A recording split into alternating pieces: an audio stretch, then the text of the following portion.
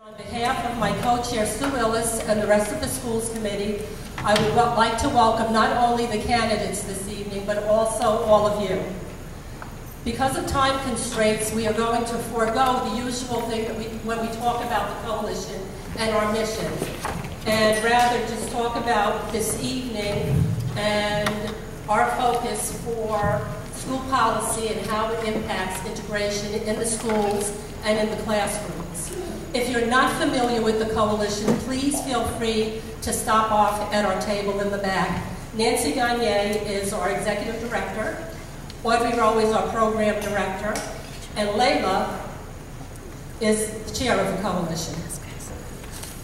This evening, as I said, we focus on school policy and how it affects integration. At this time, I would like to introduce to you Abby Kotler, who serves on the coalition as a trustee. In addition, she's on the schools committee, and she is also a former board member for, if I'm correct, 9 years. We hope you find the evening informative, and please don't forget to vote on November 7th. At this time, I'm going to turn third. I'm sorry. You know, I have the third here, and I'm already giving you incorrect information. I would now like to present to you Abby Kotler. You'll remember it even better because, you know, we have to really focus on the date, November 3rd. I'd like to go over the format of the evening. First, I'd like to welcome everyone on behalf of the South Orange Maplewood Community Coalition on this. Thank you. First, we will have opening statements from each of the candidates, 1 minute for each statement. And we're really going to try to stick to the timeline because there are so many candidates, we don't have time for a lot tonight. Then we have questions from the moderator, me. Questions from the floor. We're trying to be 15 minutes for questions on the floor. And as you can see, the guidelines for questions, statements are to be written on the index cards on your tables. You must put your name on the index card. Someone will go around with a basket, grab the cards, bring them to me, and if the index card does not have your name, your question will not be asked if I pick that question. We need to have your names, and you will be called forward to ask the question, to read your own question. Also, there will be closing statements from each candidate. They each have a minute. And we ask everyone to be respectful. No disruptions, please. Hold applause till the end of all questions and answers. Questions that you ask should be answerable by any candidate. No questions should be directed at any candidate or should be about any candidate. And in the interest of addressing as many topics as possible, we ask that you not ask a question about something that's already been asked. Thank you.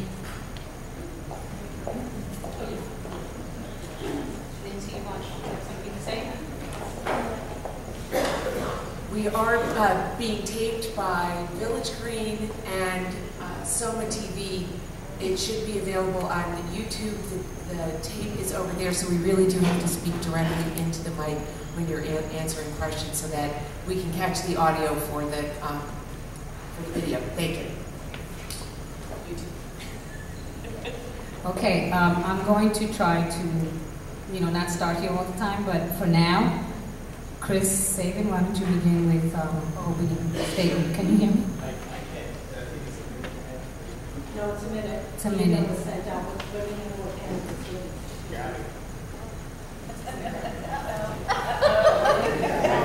Well, we'll see. It's going to be in New York.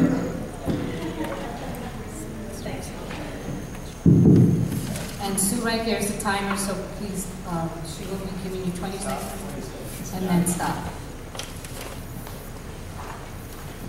Alrighty. So I'm Chris Saban. I moved here in '72. I went to Columbia High School, graduated in '83. I have 3 fantastic kids. Columbia High School, 2 at South Orange Middle. I grew up here. My mother was on the Board of Education from '85 to '91. Some of you might remember she was part of SOMAC, which was the precursor of the coalition. This is a very diverse community. It's a community that has includes everybody. However, the achievement gap is something that is bringing everybody into different directions. We need to make sure that we're doing a better job of engagement, making sure that we are transcending this and making sure that we are setting goals for all of our students.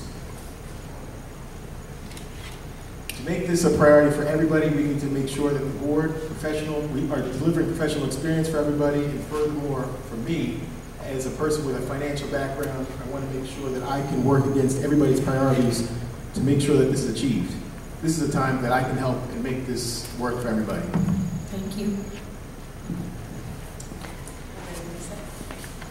Hello, I'd like to thank the Schools Committee for organizing this forum, and I look forward to sharing my thoughts on how my running mate, Chris Sabin, and I can help the school district live up to its potential. I have lived in South Orange for 10 years with my husband and 2 wonderful sons. Dilshare is away at boarding school, and Sumer is in 8th grade at Psalms. I've been an active PTA leader, serving as the Psalms HSA co-president for 2 years, and currently serving on the President's Council Executive Board, as well as participating in many volunteer activities in our community. I am also the director of South Orange Country Day Preschool, and it really is the best job in the world because every day I get to see little kids come to school ready and excited to learn. And that's what I want every child in every school in our district to feel. They must feel safe, valued, and respected so they too can come to school ready and motivated to learn. Okay. Thank you. Thank you to the Coalition and to all of you for showing up tonight. I believe our public schools have the potential to serve as a role model of academic excellence for the state and for our country. I believe ordinary people can do ordinary things. I am prepared to work on behalf of the community to help our district enter a new era and thrive under the leadership of our new superintendent, Dr. Ramos. Our district faces serious challenges around access and equity. We struggle with incomplete, ineffective, and sometimes contradictory communications, critical pieces of information, including budget details. Leveling, testing are often buried and inaccessible to the parents who need to get this information. Given this context, my priorities for serving on the board include collaborating to shepherd implementation of the Access and Equity Policy, identifies fiscal approaches that will address the $20 million deficit that is projected without diminishing quality education in the classroom, in the art studio, in the field, or on our stages. Thank you.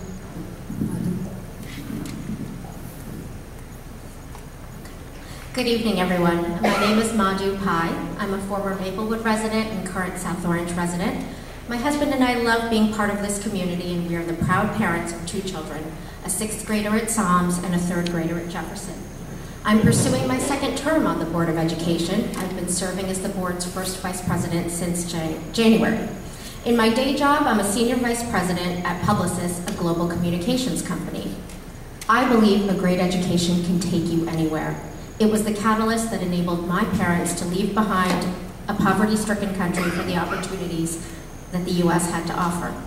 A good public school education enabled me to progress from being an ESL student in remedial classes to eventually AP classes and college and career success.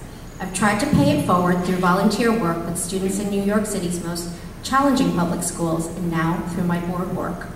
Being the only board member who is part of an ethnic minority is wonderful. I am proud to represent the evolving diversity of our district and fulfill on the needs of our diverse student population. Thank you. Good evening. I'm Wayne Eastman, president of the board, and thank you very much to the Community Coalition and to the Schools Committee, Carol, Sue, Abby, and also to Nancy and Audrey for all the work they do. Tonight, I'm really happy to be here. I'm very proud to have been part over 20 years of 3 eras of activism in South Orange and Maplewood related to integration and educational excellence. An early phase in the 1990s involving real estate testing that I led, and also choice programs at Seth Boyden and other, in particular, Marshall School and other options. And then later, a period involving focus on tests, focus on de-leveling, and basically we've entered a period where we are at a point of choice, access. We've got a new policy. I'm very proud to have initiated that with Madhu. I'm very proud to be running with Peggy Friedson. Really looking forward to communicating with you all tonight. Thank you. Good evening. It is my pleasure to be running for the South Orange Maplewood Board of Education, joining current Board President Wayne Eastman and Vice President Madhu Pai, who are running for re-election. My husband Steve and I live in South Orange with our 2 children, a 10th grader at Columbia High School and a 3rd grader at South Mountain. We've lived here for 10 years. By profession, I'm a lifelong educator. I began my career as a teacher with the Los Angeles Public Schools, and since 2003, I've served on the education faculty at Montclair State University, where I prepare early childhood and elementary teachers in language arts, literacy, instruction, and bilingualism. I lived for several years in Mexico and Guatemala, and I'm the parent of a child of mixed Jewish and Hispanic background. I'm running for the school board because I want to help ensure that all of our students are receiving a truly top quality education. Wayne, Madhu, and I are excited about the potentially transformative access and equity policy that will bring our students more choice-based academic programs and increase access to higher level courses. Thank you. Good evening. My name is Marion Rabb, and I'm part of Team SOMA 2015. I have lived in Maplewood for over 14 years, where my 2 children attend our local public schools. I am a non-practicing attorney who's currently working in legal and financial journalism for the past 2 decades. I myself am a proud product of the New York City public school system and the great American public university system. I believe in public schools and that strong public schools are the cornerstone to American democracy. They are truly the great equalizers. I am a local organizer for Save Our Schools New Jersey, a nonpartisan grassroots group of parents and others who believe that every child in the Garden State should have access to a high-quality, free education. Earlier this year, I co-founded a new local group called South Orange Maplewood Parents for a Quality Education, and we now have over 620 members on our closed Facebook page. I want to serve on the board to use my knowledge as an attorney, along with my experience as an education advocate, to make our schools the best they can be for every student. Thank you. Hello everyone, my name is Chanel Roberts. I'm a 10-year resident of the Maplewood Hilton neighborhood. I have a daughter at Columbia High School, and I'm running with Team SOMA 2015 because together we can go further. Many of the policies of the past Board of Ed do not reflect the positives of our community, because our community is rich in diversity, culture, intellect, and skill. And the actions of the board have been antagonistic to the needs of our children and has fostered segregation rather than integration. Supporting more standardized testing, limiting the academic freedom of our skilled and qualified teachers who have left or are leaving our district in droves. Team SOMA 2015 is a grassroots campaign of independent thinkers. We will work with our local organizations such as the Coalition of Community on Race that support innovative programs and out-of-the-box approaches that move us forward and improve the lives of all children. Thank you. I've always known I wanted to be an educator, and I've spent the last 17 years in the field as a history teacher, a teacher librarian, and as a media and technology supervisor. As many of you know, 9 of those years were spent as the teacher librarian in the South Orange Maplewood School District, first at CHS and then at SOMS. The last few years have been a roller coaster ride. In the face of dysfunction and poor management, many excellent teachers and administrators, including myself, have left, and some parents, board members, and potential board members have made the decision to pull their students because of the lack of confidence in the environment provided in our schools. We must work hard to find every opportunity to save, but this cannot come at the expense of the fantastic education for every student in our district. If I am elected to the board, I will work tirelessly to apply my experience as an educator and communicator to help steer our schools back to a course of success. Above all, we must put our students first. If this is our mantra, we can and will succeed. Okay, thank you. And now on to the questions. Each candidate has received the questions ahead of time.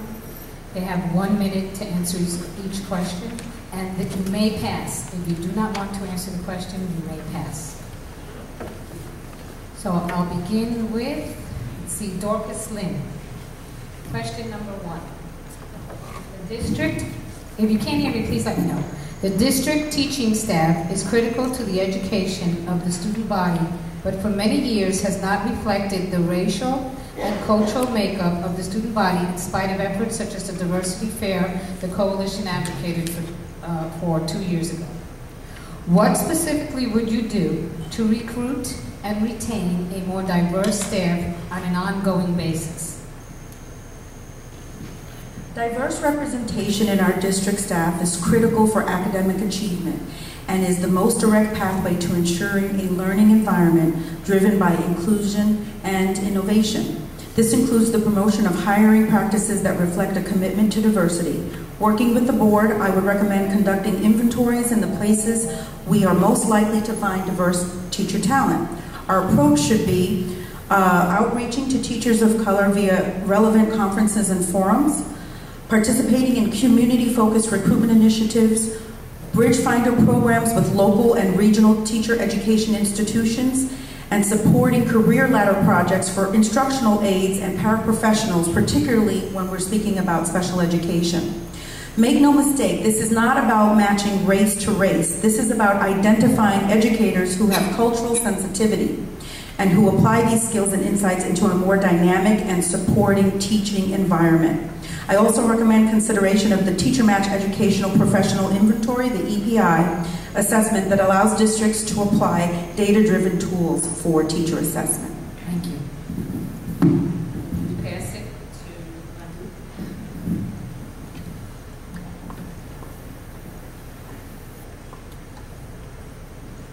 Do you want to read the question? Oh, no, I'm sorry. Okay, so since Dorcas did mention data, let's start with some data. Nationwide, African Americans represent just 8% of our teaching force. In our district, however, 25% of new hires this past year were African American, and this was a jump from 21% in the 14-15 school year. This is something Wayne and I are deeply proud of, and I would like to see us continue to do better. 35% of our students roughly are African American, and I'd love to see our new hires get closer to that number, while ensuring that we are hiring the most highly qualified teaching staff overall. The real opportunity, however, is with retention. A mountain of research studies and surveys indicate that minority teachers leave the profession in greater numbers than their white counterparts. The largest driver of this is working conditions in their school, specifically lack of autonomy and input into school decisions. My hope for the access and equity policy is that teachers will have a real voice and a substantive role in designing the implementation. Moving forward, we've got to do more in response to what is likely to be, or may well be, a changing legal environment. Seconding Module 1, the data and some positive points.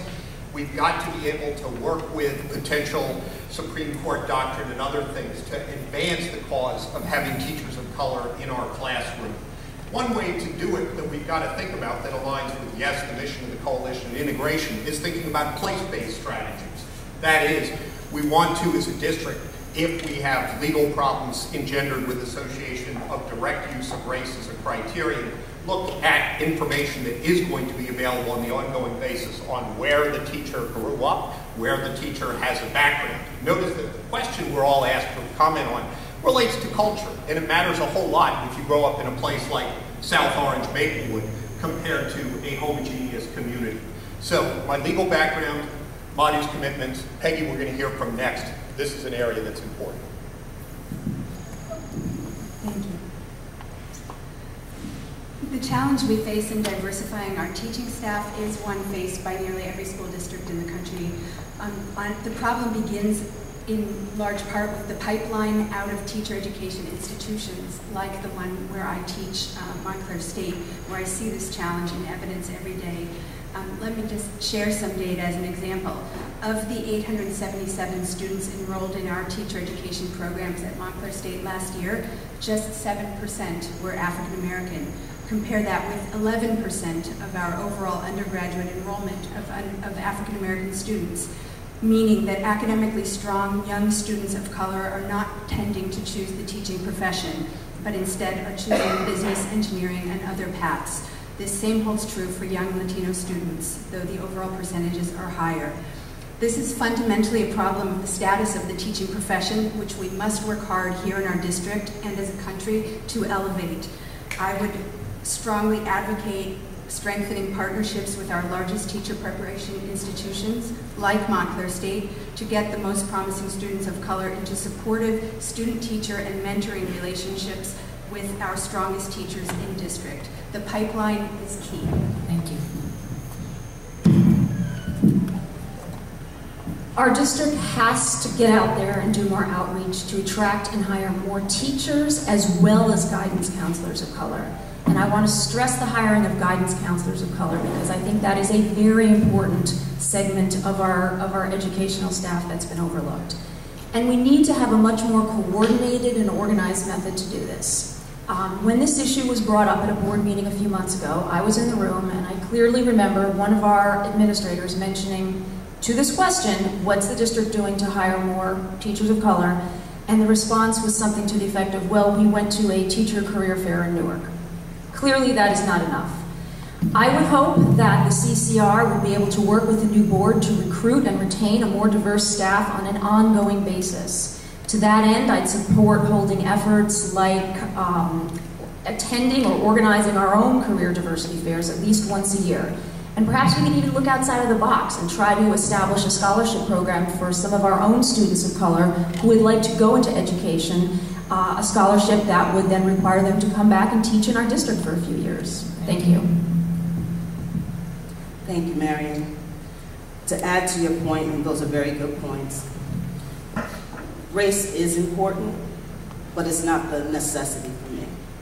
Race is important because it demonstrates and it shows our children a reflection of seeing themselves at that level. But I'm more interested in the quality of the teachers, the qualifications.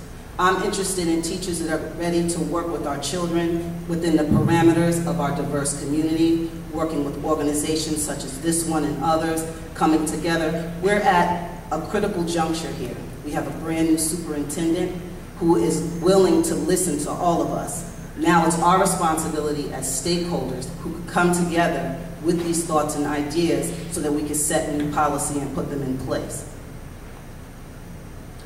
We have to get away from teaching to the test and give the freedom, the academic freedom, back to the teachers. Teachers need to be allowed to have more time. We need to raise the bar. I want to see our students excel, but you cannot do that if the bar is not raised. Thank you. Thank you. I agree with everything that my team stated. This is a difficult topic. Our district isn't alone in its struggle to build a teaching staff that is representative of the student body. The current pool of qualified and certified teachers is predominantly white and female, which makes a more diverse staff even more difficult to build. When we have only 66 staff members of color out of a total of 579 staff members, and that includes non-instructional staff, we have an issue. The district must continually recruit new talent and, where possible, hire staff that is more closely reflects the student population. That said, the best way to ensure that the teaching profession is more diverse is to respect the institution and lead our students by example, so that those who might consider a career in education feel empowered to do so. Thank you. Can we have a mic down here, please?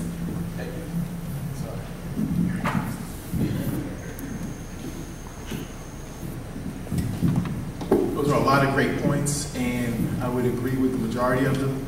Our district has a lot of passion. We need to find teachers who have passion in teaching, and we need to make sure that our district can support all of the talent that is out there. Studies have shown that kids, when they see themselves reflected in the classroom, they succeed. So accomplishing this is something that we need to work on, and we need to make sure it's represented by the teaching staff that we have. We need to make sure that there's a commitment and an aggressive commitment to create and do a really good job of creating recruitment approaches that are going to reach a wider pool of candidates. We need to interview a wider pool of people. We need to make sure that we are reaching all teachers and developing them so that we understand that this is a community of everybody, not just a community, regardless of where the teacher comes from, but making sure that they understand that this is a place where everybody is welcomed.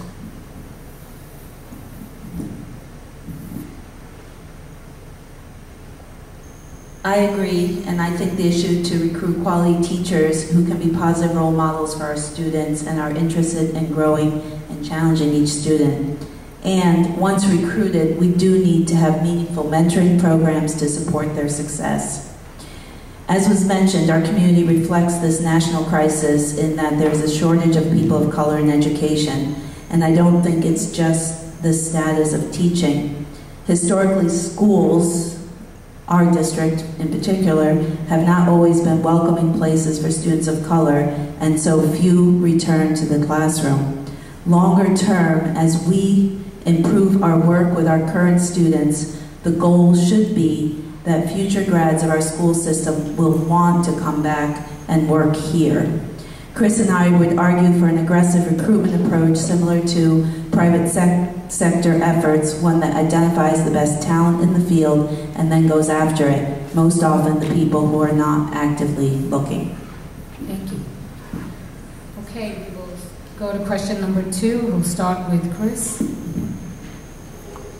I will. We believe the cultural competency is vital in the educational process. What does cultural competency mean to you? What steps would you like to ensure that it is a priority for the administration to implement as part of professional development for all staff? We have a very diverse community. Even within populations where people are varied with socioeconomic backgrounds, family composition, ethnic origin, religious backgrounds. I'm a perfect example of this. I'm a black single dad. However, we all have something in common, regardless of our background, is the willingness to do whatever it takes to see our children succeed. We need a school system that fosters an inclusive culture where every child and family feels welcomed, embraced, and respected. Unconscious cultural biases perpetuate an achievement gap and impact the ability of students, families, and staff to collaborate and achieve. We need to break this cycle, and this will happen through training, mentoring, and support. We need ongoing efforts to diversify our teaching staff. We need ongoing outreach so that we can have different groups to ensure that voices in the community are being heard regarding of their concerns. Approaches that identify and formalize mentors as ambassadors across the community who serve as additional bridges to teachers, students, and their families.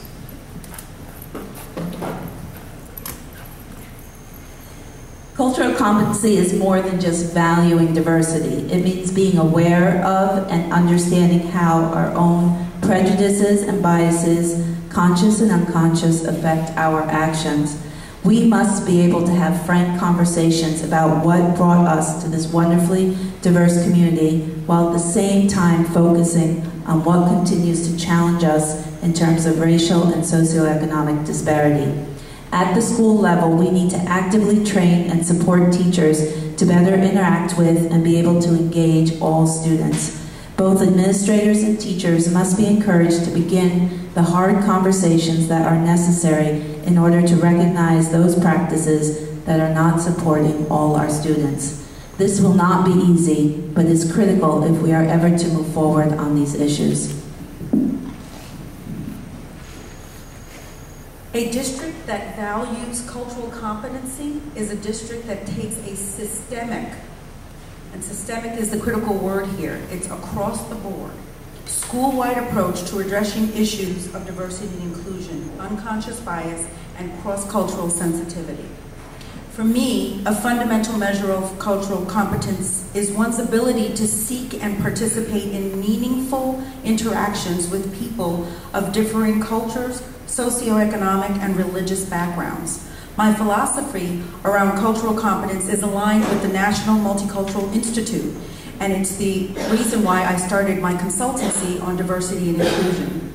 Numerous opportunities for skill-based training, education around the intersection between ethnicity, socioeconomic, cultural, and race as equally important dimensions of diversity in our students and in our faculty.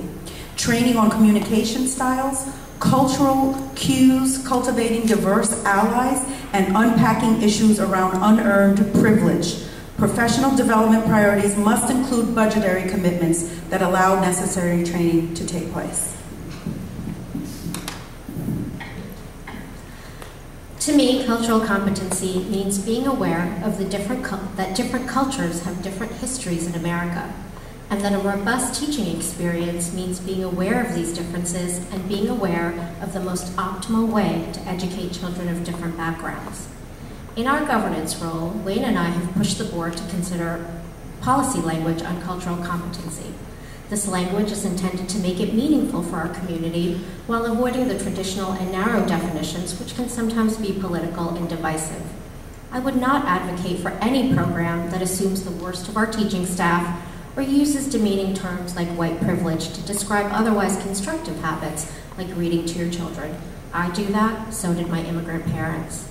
In our approach to cultural competency, I want us to have a productive path forward that motivates our teaching staff and identifies the needs for additional training to ensure our teachers have high expectations for all students and understand how to reach these students as learners who are influenced by their life experiences. Peggy's years of experience, I think, will be very critical here.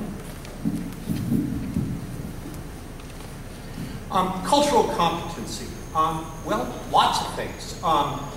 Mutual respect, knowledge, getting beyond a sense of superiority, skill in being able to switch codes, switch the way one speaks. There's a whole lot there. You know, as Madhu alluded to, this has been a topic in which I drafted language, and I'm really hopeful and optimistic that if I'm lucky enough to be returned with my running mates to the board, if I'm lucky enough to be elected president again in January, it's going to be a priority of mine to work for unanimity on this. Just the way we got to unanimity on our access and equity, I really believe that we can do it on this too. We got a great new superintendent who's really good at bringing people together. It's really important for us to stand up as a board and be counted on this, because this is so important, and yes, it can be divisive. There can be an us-them kind of psychology to it. I think we're that good as a community that we're poised to get beyond that, just as we've done with access and equity. I think cultural competency is a great next step for us. We've already got a lot of good things going on. I know parenthetic. Thank you. For me, cultural competency means fundamentally believing in the learning potential of every student and their right to teaching excellence and support.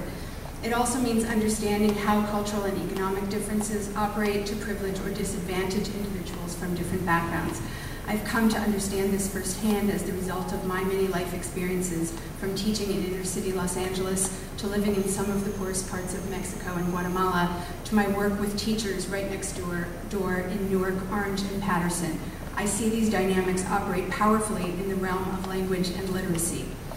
In my experience as a teacher-educator, the set of dispositions and understandings we are seeking among our school faculty and staff are very difficult to teach through a day-long training session. So while this kind of professional development can be of value, it is also essential that we recruit and hire teachers from institutions where cultural competency is built into the fabric of teacher preparation at that institution. I also believe what's most important is how cultural competency translates into effective teaching practices. I train teachers in what is known as culturally responsive teaching practice. Thank you. Thank you. To me, cultural competency is the ability to work effectively and sensitively across cultural lines. It involves learning, communicating, and connecting respectfully with others regardless of differences. And culture can refer to a student's race, class, gender, sexual orientation, and religion, among other things.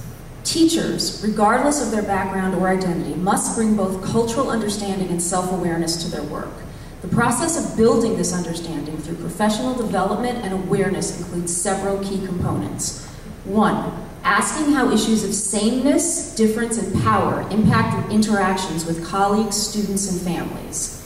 And developing skills and attitudes that bridge cultural differences such as empathy, flexibility, listening without judgment, appreciation for multicultural perspectives, and cross-cultural communication. And finally, genuinely seeking diversity as a strength and an opportunity in our district, rather than just an achievement gap, issue, or problem. Thank you. Thank you. Can you hear me? Yes, cultural competency is all of what was said above here at the table. And it's also the knowledge to work with our diverse community, diverse student body. and having a respect for all students, whether they're gifted and talented or they require special needs, whether they're black or white. Our district prides itself on its diversity. And yes, we heard someone from the panel say this is why we moved here. We have to begin to break down the silos, come together, all of our organizations. Now is the opportunity. We can do this at this education summit that's coming out. Our new superintendent has already begun speaking to many of you. And if you haven't spoken to him yet, he's scheduled to be somewhere else, but the education summit is on November 10th. I'm very much looking forward to it because our voices will be heard. And I think that this is the time that we have been looking for. So, thank you. Speed dating here. I know it is. Cultural competency is about breaking down old stereotypes and working to better understand the cultures and lifestyles that make up our community. We must lead by example in teaching our children to be tolerant and culturally aware. No one can live in another person's skin, and no one can fully understand another person's life experiences. But it is up to each of us to listen and learn. By doing so, we can approach our interactions and reactions so they come from a position of acceptance and understanding rather than misinformation and assumption. Cultural competency must be a mandatory section of each year's professional development offerings and needs to be implemented in a way that fosters open dialogue without the fear of retribution. I was never trained in cultural competency during my 9 years in the district, and this must change. Thank you. Okay, question number 3. I'm going to start with Madhu. Come this way and go back to the other way. And come back this way. How will students and families become aware of the recent policy statement on access and equity? How will you ensure that students and families have the support to get the access that leads to achieving their full potential? How will this policy be implemented? And what resources, monetary and staff, will be allocated to ensure success? The specifics of implementation for this policy must be determined through collaboration between the superintendent, the administration, and the teachers. The board must ensure that we're holding administration accountable for engaging multiple stakeholders in the implementation process. I strongly believe that our teachers who will be on the ground doing this hard work should have a large part in defining the how of this policy. Parents and students must also be engaged. The upcoming Education Summit that was referenced on November 10th will be a great opportunity for the community to weigh in on priorities for the district, which will impact the implementation of this policy. Secondly, we need to create a very robust and transparent communication plan for this work. This policy is effectively going to chart a new course for the school district, and I strongly believe that we need to keep the community engaged and informed all along the way. Thank you. This direction, or do you want this?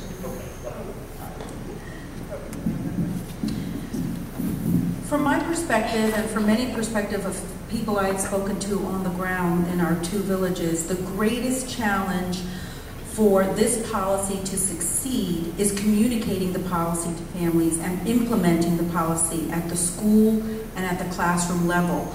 Mind you, we have an access policy in place already, but implementation of it has fallen far short from our expectations. There needs to be, in my opinion, a master communications plan that outlines the policy and all of the details associated with it. I propose that the board consider implementing a SOMS Access and Equity Champions Network to serve as ambassadors to the community to ensure all elements of the policy are shared, understood, and acted upon, where parents are in the languages they need during the times that they need to access that information. Specific to budget constraints, current funding decisions are not aligned with access and equity policy. First step is looking at the $500,000 the district has allocated for park readiness. We know that park has failed. Let's look at how our funds are being allocated in the budget to allow for supports to be put in place. Thank you. Hopefully we can all agree that this is a great policy, but as mentioned, our BOE has a history of making great policy declarations and then leaving it to the administration to figure out the implementation. Yes, the board creates policy, but they also have oversight. A deliberate and thoughtful process is needed to answer the many outstanding questions regarding the details of implementation, as well as the metrics for evaluating the success of the program. What supports for students will be available, and how will we fund those supports? How will teachers be supported to create instructional approaches that engage and challenge every student in their class? How will we ensure that there is cohesive, transparent, and a fair approach for assessing the progress of each child and balancing the passion and desire with a path that moves them forward? And how will we communicate this policy to all families? I think we're also going to need to align our curricula. We will probably need to revamp some classes and eliminate that bottom level course. Thank you.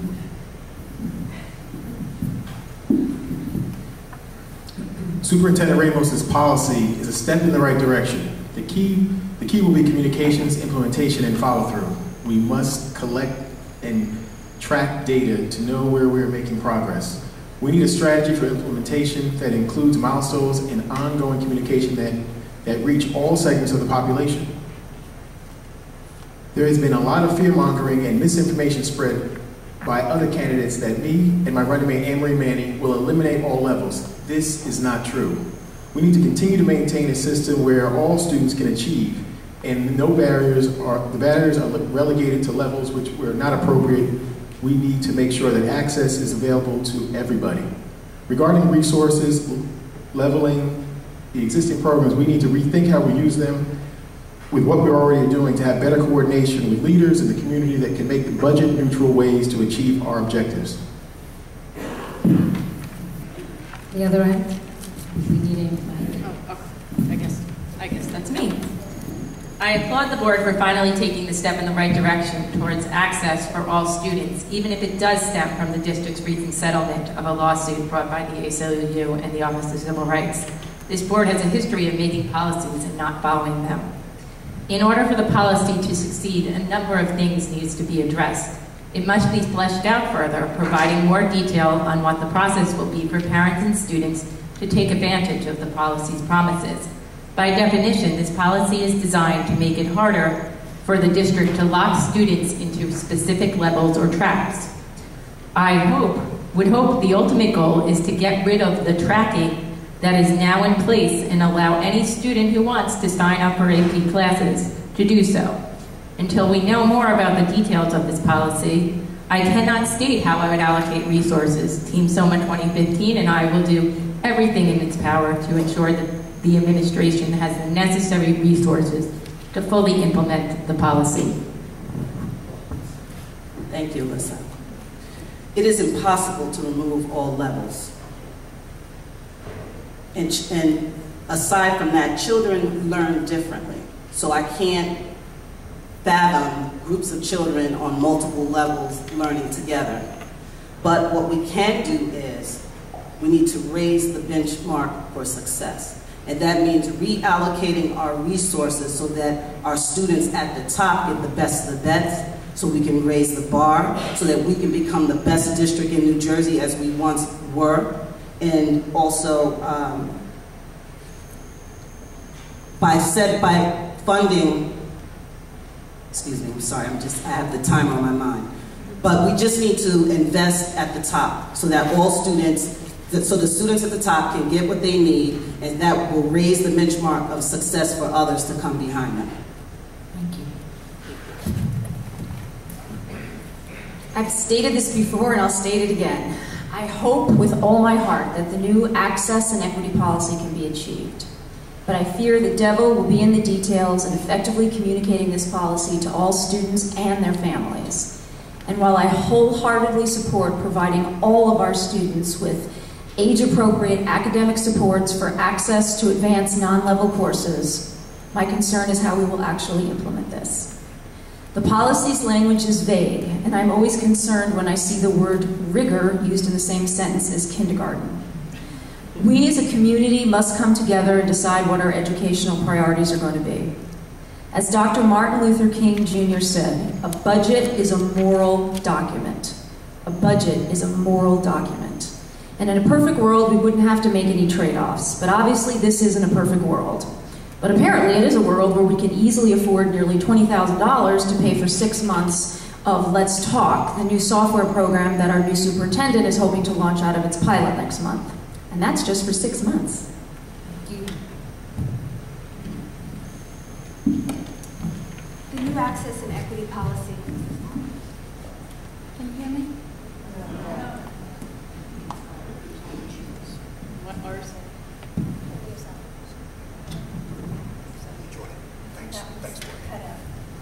Thank you. The new access and equity policy presents a range of challenges, from strengthening curriculum and teaching to the provision of better guidance, communications, and outreach. I believe we need to... Sorry. I would like to use our school websites more effectively as information clearinghouses where the new policy and what it means in terms of choice is clearly explained. We need to better explain programs and course options at different levels, perhaps with course syllabi for every high school course in course subject available to students and their families. In terms of student support, it is essential that we focus strongly on strengthening elementary and middle school education, particularly in reading and language arts, to help ensure every student has the knowledge and skills for success in high school. We also need to increase teachers' time for collaborative planning and analysis of student work, which in my experience has been key to helping teachers better meet the needs of every student. There are rigorous state standards for student learning that we have yet to fully align with.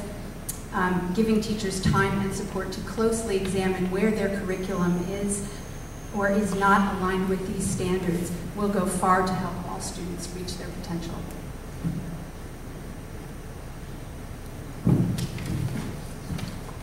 All students and parents in the South Orange Maplewood School District shall have a choice of educational programs.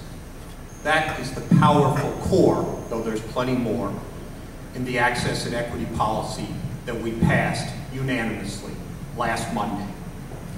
I think it's a vision that can lead us forward with reference to many, many issues. So to name one key one, there's a lot of discussion going on, and it will be covered at the Educational Summit, which I want to join Madhu and yes, Chanel in recommending to all of us, in which we'll be discussing Boynton along with other things. I was very proud my children went to Boynton. I was always bothered. Was there a choice for the children who lived right in the Boynton area? Under the new policy, yes, there has to be. The nature of that is exactly what Madhu said. It's got to be collaborative. We've got to work this out. This policy has got to be informing everything we do. Thank you. Question number 4. Nationally, the racial minority achievement gap begins early and increases over time. What are specific programs and resources currently in place, and are there any new ones you might suggest to address the gap? Is there evidence suggesting that the gap is closing in the South Orange Maplewood School District? And we'll start on that end with Alyssa. Okay, can I have the working mic? I need a working mic. All Thank you. Yes, we know the achievement gap starts early and increases over time. We really start to see the gap become more evident once they hit middle school. This is a time when after-school enrichment activities drop off. When I was in middle school, we had after-school sports and lots of clubs and activities. When we keep kids interested and engaged and excited about school, they tend to do better. We must improve our after-school and tutoring offerings. I am lucky when my son started to struggle in math, I had the money to be able to get him a tutor. A lot of parents do not, so the child struggling continues and turns into a downward slide. We also need to provide support to parents through more targeted workshops with translators and childcare provided. Right now, the data shows that the gap is actually widening at our schools. In the last 3 years, the gap has actually gotten worse at our focus schools. We need to relook at the instruction, training of educators, and help for parents and students. There is no magic bullet that will fix these issues. I think we need to provide student assessments. I think that's something that can gauge for all of our students and provide information at where students are, as well as provide their interests, find out where they're strongest at, and then begin investing from the top down. Because again, when you invest at the higher level, it sets the standard and the tone and raises the benchmark for others to come behind them. We offer a lot of great programs. We have an excellent robotics program, a coding program in the schools. You know, our kids are constantly on their phones and learning new apps. Creating programs for them at the lower level will open up and create a greater achievement for others to follow. But again, that's going to take all of us working together. And with our new superintendent in place, by coming out and attending the Education Summit, the responsibility is on us on how we want this new access and equity policy to look like. Thank you. Okay, this is a lot to answer in 60 seconds, but I'll take a shot. First, almost all the educational research shows that the achievement gap is set in place by third grade. Third grade. We have some programs and resources in place to help our young elementary school students master the fundamentals in language and math, but clearly we are not doing enough. Why do I feel we are not doing enough and the gap is not closing? Because 3 out of 9 of our schools, 1/3 of our schools, are still on the state's focus school list, and that is not a good list to be on.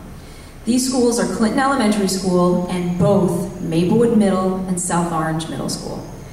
According to the New Jersey Department of Education, focus schools comprise about 10% of schools with the overall lowest subgroup performance and the widest gaps in achievement between different subgroups of students.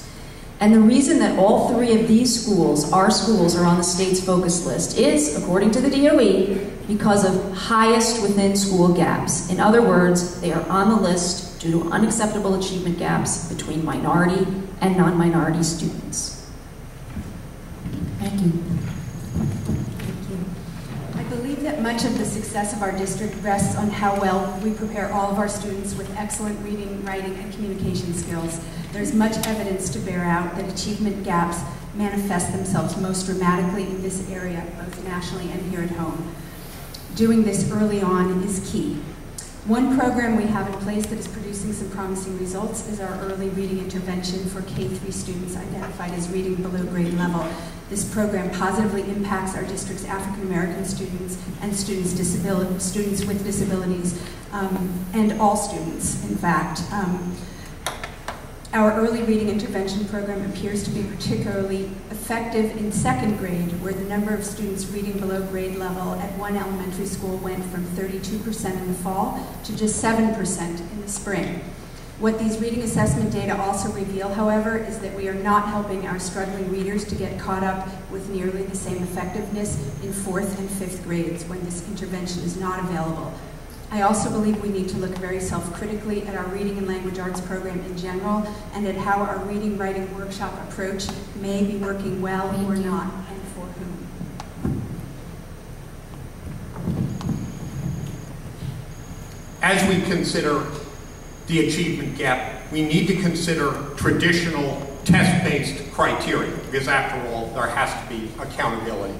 I started on the board almost 10 years ago with what was kind of a laser-like focus on raising overall student achievement levels along with my colleagues and our superintendent at that time. In fact, significant progress was achieved across racial lines and certain other lines, with more progress for African American students and therefore some narrowing of the gap.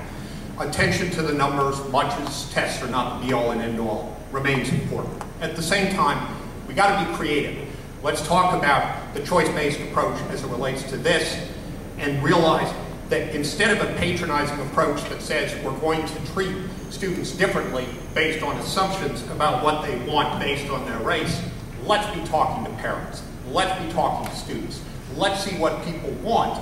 And in doing that process, with the teachers buying in, we can get to a place where I'm quite optimistic choices will be made that will, yes, narrow gender as well as racial and other achievement gaps. Thank you. I would just like to throw out a caution here. You know, a large risk that we open ourselves up to by being focused on the racial achievement gap more than any other metric is that we allow ourselves to be satisfied with closing a gap, but not always improving outcomes for all kids. In some years, like 2011-2012, the district closed some achievement gaps, but all that really happened was that white scores went down and black scores stayed flat. I view this as a failure, and I hope you do too. It causes us also to miss other important gaps. Dig into the numbers and you'll see that the largest gap we have is within special education. Only 45% of these students are proficient in language arts, 48% in math. These numbers have been stagnant for 3 years. My goal is that all children improve each and every year they are educated in our school district. That's why I'm so proud of the new access and equity policy and programs like Montrose Preschool and our elementary reading intervention. If we create the expectation that every child will be reading by 3rd grade, mastering algebra by 8th grade, and taking AP classes in the high school, then we will be doing the best thing that we can for all students in our district. Thank you. From my perspective today, there is little evidence that our achievement gap is closing. With 1/3 of our district schools still showing up on the federal warning list of New Jersey, Essex County schools that are not meeting achievement benchmarks, we need to course correct quickly. To be clear, the reason for our classification is that we continue to have the highest within school gaps for achievement.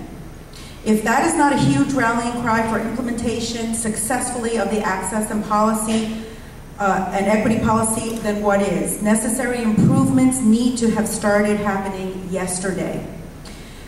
Currently, goals and indications outlined in our 2014-2016 district goals suggest that certain interventions are in place, such as the reading intervention or teaching excellence programs that include the Learning Walk, institutional rounds, and model classroom initiatives.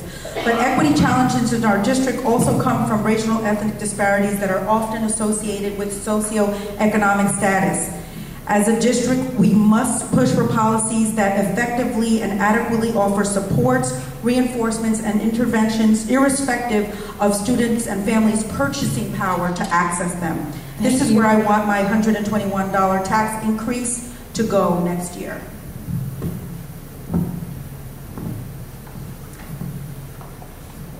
Wayne mentioned the language of the access and equity policy, and he emphasized the word choice. I want to emphasize the word supports. That's actually written in the policy, which is what makes it different from our contract for choice. And that support means that preparation along the way is the key so that all students will have the ability to choose. We have to make sure that no students are relegated to a pathway that does not prepare them to have choices in high school and also does not prepare them, period. We currently treat intervention programs from a fixed expense line and then rank order those with the most need to receive the interventions, instead of talking to teachers about the needs in their classroom and building the plan to help all teachers help all their students. We must also look at why there are no math interventions in the elementary school. Given the relationship between algebra no later than 8th grade and college readiness, we have to look at that.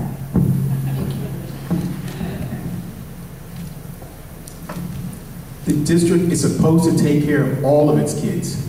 Let's not pat ourselves on the back for doing something that we're supposed to do. The SAGE report provided a preliminary view that the achievement gap is not closing. Right now, we have a lack of information to understand exactly how to intervene appropriately.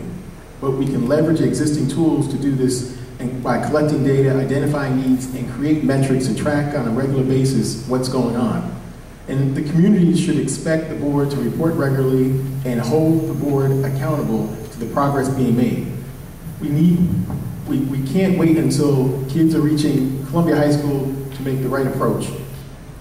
Yes, the achievement gap is clearly and disproportionately impact students of color. However, it's an indicator of a deeper district-wide problem that's an ineffective approach to engagement for everybody. Now, fixing this problem is not just a black or white issue. This is a community issue that needs to be communicated to everyone so that we all can work together making this resolved. Okay. Thank you. Question number 5, we'll start here and go down. We're starting with Chris. Communication with all families in our district is critical to their children's success, especially insofar as we make families and students aware of all the opportunities the district has to offer. How do you propose to improve outreach and communication? How can we reach those families who do not use computers or whose first language is not English? Communication is not about computers, computer programs, apps. It's about trust, transparency, and having useful information. While digital platforms can aid in broadening consistency and reach, in order to engage such a varied community, we need to look at more effective ways to reach busy families without utilizing computers and who do not speak English. We need to be creative and go beyond the standard 7 p.m. public meetings, which only engage a fraction of the population. And we need to do more in-person dialogue through regular town hall meetings and summits.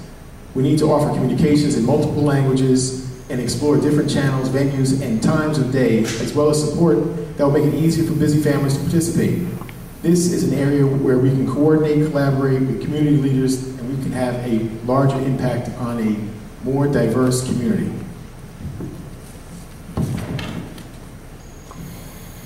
Communication is more than the written word. Creating an environment where families feel welcome and valued as partners is critical to connect and engage all families. We need to make it a priority that principals and teachers make real connections with individual parents and students. I am encouraged to see how Dr. Ramos is not only hosting the Education Summit, but is ensuring that families know about the summit through multi-language flyers and is making it easier for families to attend by offering transportation and childcare. I think this is the first time in my 10 years of living in South Orange. All positive steps to welcoming and including all families, and I look forward to learning from and working with Dr. Ramos as he models additional methods for reaching and engaging all families.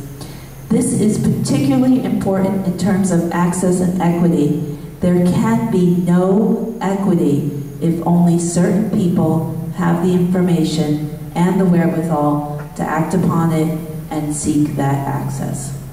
Thank you.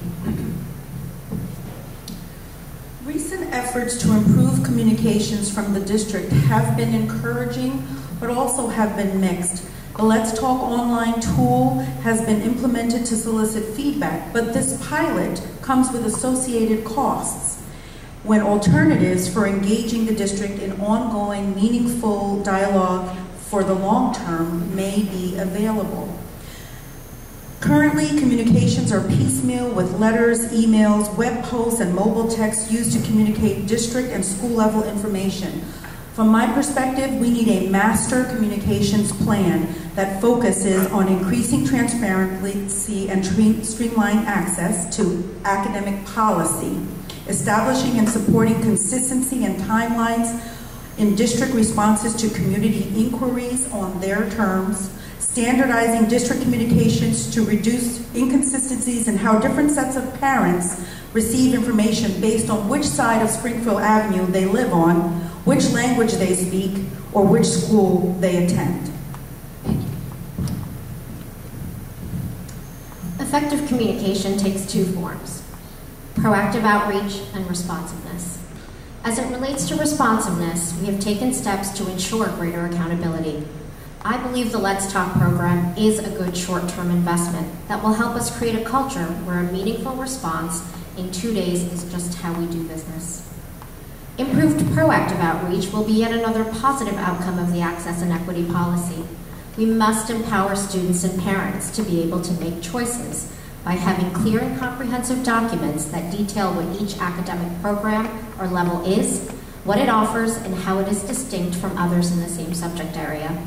We also need to better prepare teachers, curriculum supervisors, and guidance on how to effectively guide students and parents through their choices. With regard to outreach for hard-to-reach families, I support looking at non-school-based methods of outreach. For example, using religious leaders or community resources to help engage these parents. We need increased collaboration with our community resources, as the school district can't do it all alone. Thank you. A vote for Let's Talk here. This is an approach that, as Madhu just mentioned, allows measurement of timeliness and, with more work, quality of responses. And that's really important. And I gotta say, it applies to me as board president. It applies to our administrators right now. That's the pilot. Over time, yep, teachers, others in the system, but we gotta get the buy-in. We gotta be sensitive to concerns. But yes, I think it's a great idea. Because yes, we do need to be accountable, all of us, within our system. And back to how that's going to happen in terms of access. It's a great thing to say. We all care about all parents and students equally. But under the new approach, there's going to be, ultimately, try to figure out how choice is effective and how it's accounted for and measured. So one would have to say, how has the choice been made by parents who have come to this country 5 years ago and who are Creole speakers, just as it would be with parents who have been in this country for hundreds of years and went to Yale. It applies across the board. I think that communication has to be a building leadership issue where every one of our principals creates a communication strategy and uses an all-hands-on-deck approach. This should involve teachers, administrators, non-teaching staff, and our PTAs to strengthen channels of communication. We do need to better utilize existing technologies to better explain available course options to students, and as well as the implications of this access and equity policy more generally. Beyond the classroom, we must do better to let students and families know about resources already in place to support their success, from Chief tutors and the Loft to many after-school clubs and enrichment activities available across our schools. The information does need to be available in multiple languages. I was thrilled to see the announcement for the summit be distributed in that form, or in Spanish, Creole, and English. We must give families a choice each year of either electronic or paper information. Parents also want to feel welcomed and given multiple forums to talk, not simply to be talked to. Thank you. Yes, the school district can't do it all alone, but it must do more. Having worked as a professional journalist for the last 2 decades, I bring extremely strong communication skills to this table. I would use these skills as a member of the board to help the district change its culture and history of poor communications with parents in the community. And culture is key here because our district has an admittedly poor track record of communication with parents. And we can't expect a new software program to immediately change what has been an ingrained culture of miscommunication, mistakes, and failures. Changing this culture starts at the top, with the Board of Ed. While researching how other school boards operate while running for this campaign, I learned that some New Jersey districts, such as the Verona Board of Ed, actively engages in discussions with the community during its meetings. And so far, this has not resulted in anarchy. If enough of our board members want to, they can engage in meaningful dialogue with parents at school board meetings. And talking to students, Team Soma 2015 recently held a student summit at the Maplewood Library, and we spoke to students about how to better reach out to them and their parents. And here's one solution we got, and it is extraordinarily simple. Use more snail mail, because not every parent has computers. Thank you. That's right, not everyone has computers. So my question is, why are we looking to invest in another program when the current programs in place are not successful? I'm a fan of Student Messenger because I get an email, I get a phone call, my husband gets a phone call, we all stay connected. I also believe we should also incorporate snail mail. But more importantly, I do like the step that the district is taking in translating the materials. Because we do, as a diverse community, there are people who speak multiple languages, and by translating that information for them is very helpful. But again, we have to improve our culture, and that means all of us, stakeholders, parents, teachers, students, coming together, working together, so that what we're looking to have done anew, we can all have our input in it. And when we change the culture of our community, having a teacher get back, it shouldn't take 48 hours to get a response. Thank you. Our teachers should want to respond to us by the end of the day. Many of our stakeholders get their information online, and I'm a big proponent of moving towards electronic communication, since if done correctly, it has the capability of being more timely and accurate and saves the district money on printing and postage costs. The issue is we are basically said that this is the only way that parents can get their information from our district right now, which disenfranchises some in the population who do not regularly use the internet for communication. Additionally, our diverse population means that some parents and guardians are not fluent in English. We have a growing segment of our population whose first language is not English, and for the record, this is not a new challenge. It is happening for years, but aside from Dr. Osborne's closing announcements, presented in English and broken Spanish, we've done little to reach out to those who aren't getting or understanding the message, except for the Student Summit.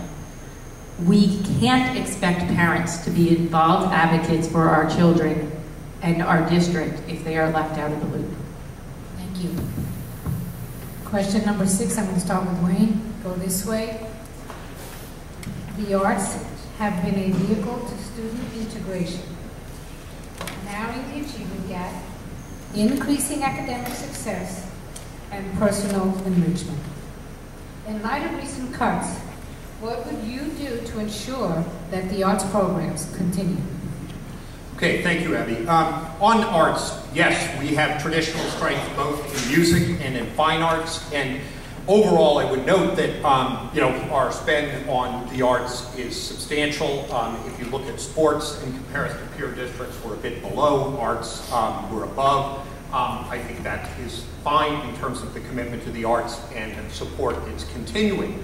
I also want to endorse, in addition to the arts, I do want to endorse sports, and I do want to endorse other activities that can be a vehicle for integration. There are multiple ways in which we can be bringing students together. As important as the pursuit of academic excellence traditionally defined through, let's say, excellence in physics, excellence in writing essays on sonnets is, we have got to care about, yes, the arts, and yes, sports, yes, career education, yes, approaches that can help bring us all together and away from an unduly narrow focus on narrow test-based criteria.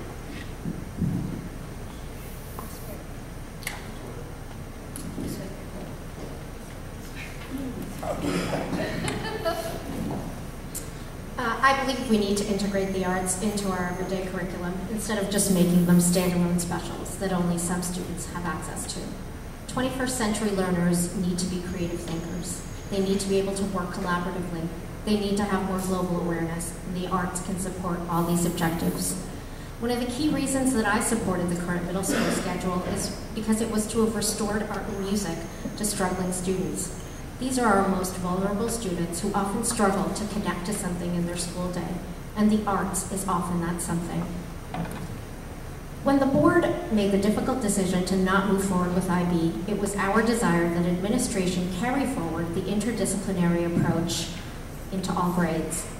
We have very talented existing and new staff in the district who have the training to help us fold the arts into integrated units of study. It is not a completely new concept, and it is already happening in pockets of the district. It just needs to happen with more consistency. The arts program within our district is truly exemplary and serves as a real incentive for school engagement for new and veteran families within our community. The New York City Broadway Star Tribute last year to the students at my daughter's school, Clinton Elementary, serves as an example of the vast talent and creative resources we have at our fingertips. If you glance at the Fine Arts and Media Awards for the 2014-2016 period on our district website, it offers an impressive testament to how critical and successful our art programs have been in engaging students and allowing them to flourish. In order to ensure arts programs continue, the board must work with the district to advocate for continuing these enrichment programs in the arts and make a commitment to identifying and securing additional sources of funding that are critically important to these unique learning experiences. Examples include the grant opportunities in art education through the New Jersey Department of State. These are co-sponsored programs in partnership with numerous private nonprofit organizations that place artists in schools and after-school settings. And also the education co-sponsored program where artists professionally are put in classrooms around the state. We can take advantage of those additional opportunities. The arts are an important component of a child's experience that can allow the child and even the whole family to make meaningful connections with school. In addition, the arts are an integral part of the curriculum in that they help to teach and reinforce many skills, including attention to detail, creativity, planning, organization, memorization, problem solving, and fine motor development. Unfortunately, we do have a limited budget and even more constraints on the time available during the school day. One of the key lessons to take away from our recent middle school schedule controversy is that changes in school schedules need to be carefully considered, not just to ensure that they accomplish their main objectives, but also what the unintended consequences might be, who is affected, and how students, staff, and parents might feel about the changes. Getting community input is an important element in the success of any effort, and articulating the trade-offs and impacts on multiple programs is imperative. Thank you. An area where we must focus is closing the equity gap in the arts to ensure that those who want to participate, particularly in music programs, have access. Cost should not become a barrier to participation in the arts. The arts complement academics and social growth. I do not believe that the arts program should be cut. To preserve programs and expand access, we can look at ways to preserve by pursuing efficiencies and savings in healthcare, transportation, and energy budgets. We also need to look at ways that the community as a whole can participate in public-private partnerships as alternative sources of funding for supporting this. Okay, can you pass it to Peggy?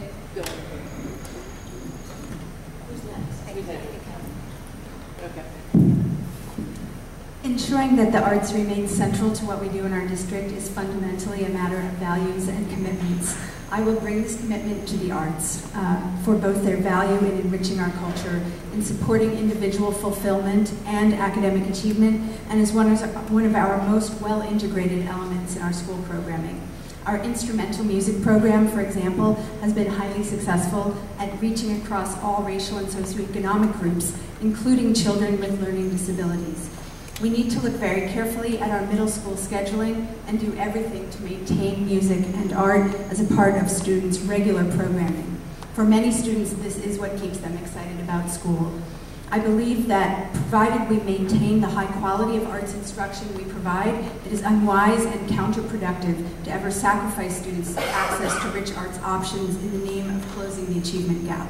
Like Madhu, I will support and encourage our administration to look for new ways to weave arts education into a more balanced and integrated elementary curriculum, and to ensure that the middle school schedule keeps the arts in their rightful place.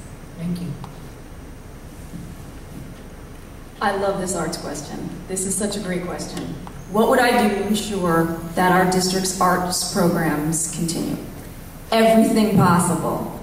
I think it was the famous French author and musicologist, excuse my pronunciation, it's been a while since I've taken French, Jules Combereau, who said, "Music is the art of thinking with sounds." There is no doubt that the arts significantly boost student achievement, reduce discipline problems, and increase the odds that students will go on to graduate from college. First Lady Michelle Obama recently said that both she and the President believe strongly that arts education is essential for building innovative thinkers who will be our nation's leaders for tomorrow. We have to have the arts. In my mind, it's not even up for debate. The question, of course, is how much more are we willing to pay for the arts? What are we willing to sacrifice? That is a question that I feel strongly our new Board of Education has to have with the community in an open and transparent manner, and I think it would be a great topic to discuss at next month's Education Summit at Columbia High School. Thank you. Thank you, Marion. I love the arts as well. I'm a former performer with the Iwa Heritage Dance Ensemble, an organization and ensemble that's geared towards teaching cultural dance, storytelling, and music from the African diaspora. We've traveled all over New Jersey, danced at numerous schools, and it's such a fulfillment to see how we engage the children and how much they want to learn and love movement. But our education has become big business. And our district's policies that have been voted in by some of our incumbents don't reflect that. It has become focused on teaching to the test, forcing parents to decide between academic enrichment or the arts. It breaks down what makes our kids well-rounded. Our budget spending, we spend more on consultants than we do in our schools. Boynton does not have a decent reading program. Some of our students are still being taught classes in portables that are molded. So we have to decide, where are our priorities? Do we prefer the consultants and paying them the hundreds of thousands of our tax dollars? Or do we want to invest in more well-rounded children and the programs in this district so that we can raise the academic bar of success? In what seems to be the new norm of budget crunches, we find ourselves looking for every way to save a penny, yet still support student growth. Far too often, cost-cutting decisions are made by being narrow-sighted and short-sighted. We must bring the focus back to educating the whole child rather than just concentrating on efforts that are tested in the park. Studies shown that strong arts education as a component of the whole curriculum supports overall success amongst all students, especially those struggling mainly in the core subjects. It would not be my goal to cut arts from the curriculum in any way. And I support reaching out to the community and the community resources like STOPAC and JPAC and Seton Hall University to booster these programs further. Thank you. We are going to have a change in format. So instead of the last question, we'd like to allow more questions from the audience. So I'm going to begin with questions from the audience now. Sorry, I've had a cold for about a week and I'm struggling a little here, but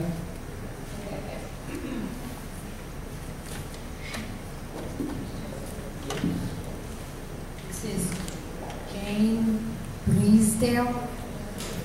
Will you please come up and read your question?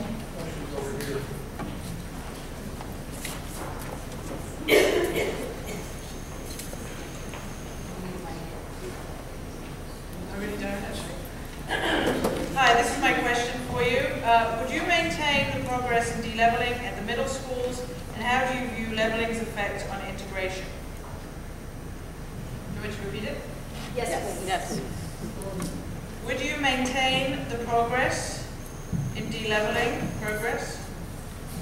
at the middle schools, and how do you view leveling's effect on integration? Let's start with Chris and go that way. Why don't you start at the other end? It's the fourth time answering the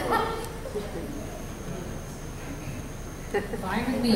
I'll go first. I don't have a problem going first. I was a teacher in the middle schools, and so I got to see how well the de-leveling has gone. And so yes, I would plan to continue that. When taught correctly, it has really been a great success for our students. and brought the other students up. I would not want to see that end. As for the second part of the question, we have to look at ways to get rid of some of the tracking that is occurring. Right now, our students, if you get an A+ in level 2 math, you can't really move up. Hopefully, we will have better choice and more access to levels that can change that and make it easier. And we do need to reduce some of the levels in place to make it easier. I don't even know what a level 5 math means versus a level 6 math. I couldn't tell you what that meant, and I don't think most of the people can. So we have to look at ways that we really change that and reduce them and make it easier for people to have access to the courses they need. Again, you can pass if you don't want to answer the question, or if someone in your team has answered the questions. We're going to try to get to as many questions as possible. So it's up to you if you want to answer the question or not. Well, I just want I'm to... saying this to everyone, not just saying this to you. Okay. Thank you, Alyssa. That's a very good point. I don't think that de-leveling, we can't do that. I said that before, because students learn at different levels.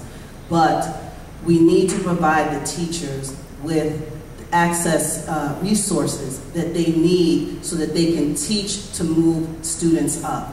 At our student voice that we held, a lot of the students who participated stated that they felt that there's no ability to move in between the levels when they clearly demonstrate that they can. I spoke with a young man who now works in Walgreens, was a former student at Columbia, and he said that he was bored at the level he was. He aced the test, but the curriculum or the day-to-day structure didn't work, and he preferred to draw. And that's where he spent his time and talents, and he ended up going to military school. He's still a successful student overall, but we need to provide our teachers with the appropriate resources so that students can learn at a higher level and have more flexibility to move in between.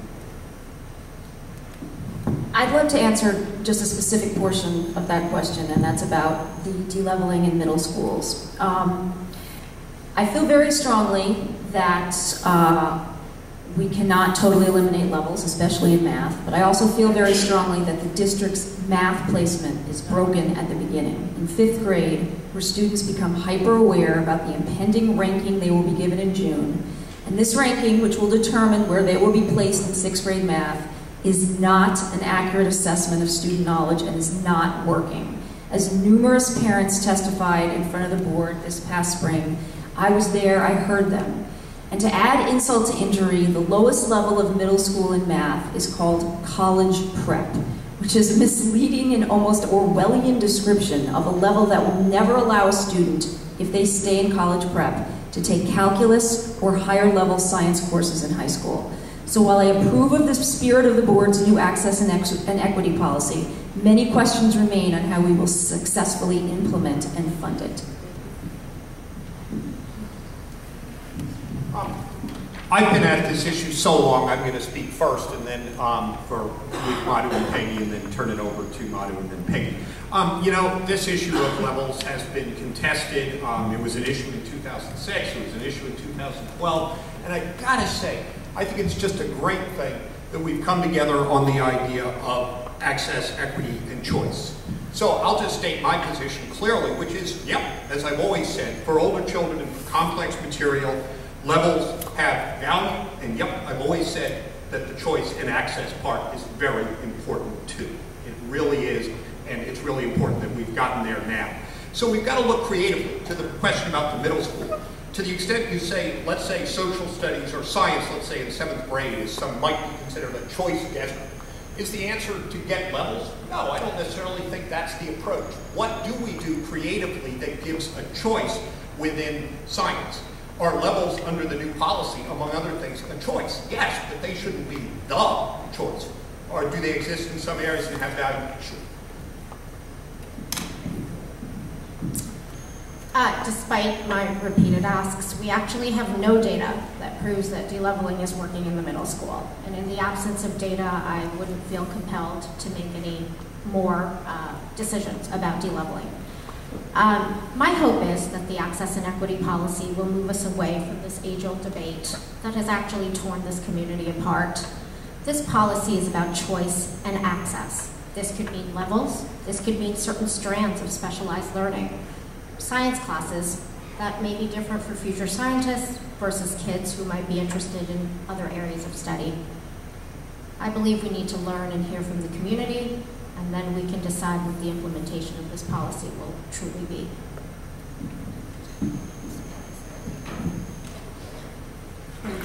There are two parts to this question. One was... Yeah, I know, but I just want to repeat that there are two parts to the question. Bob, would you maintain the progress in the leveling at the middle schools? And also, how do you view, since this is a community coalition on race, how do you view leveling's effect on integration? I guess I would start by addressing the question about the middle school levels.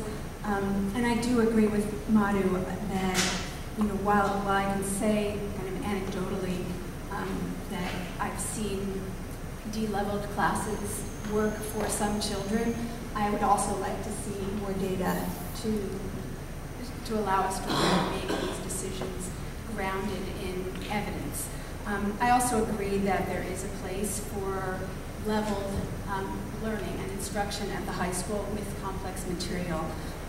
At the same time, there's no doubt that we need to do a better job at the high school, particularly with students who are in lower level classes, in establishing clearly with those students in conversation with teachers what are benchmarks for grade level learning so that students can work towards meeting those benchmarks and get the supports in place so that there's a clear goal and a clear end game, and that in fact moving from within levels and across levels is fluid.